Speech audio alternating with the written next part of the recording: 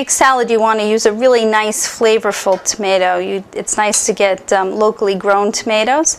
We're going to cut them in wedges. Now a serrated knife, or this is actually called a tomato knife, is good to use for the tomato, or a very sharp knife. If your knife is good and sharp, it should cut the skin. But do you see how the skin resists the knife a lot?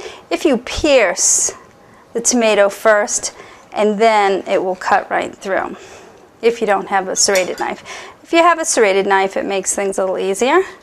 Just remove that little bit of core from your tomato and remove anything else that doesn't look good, any marks or such on the tomato. This has a little bit of a spot here that we'll remove, and the core.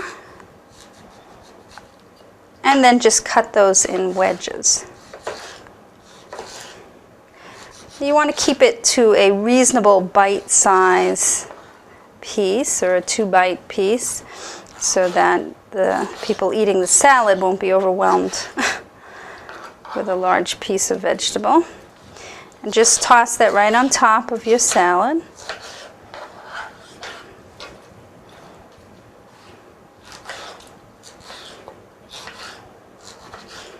There you go. These are nice, flavorful, juicy tomatoes.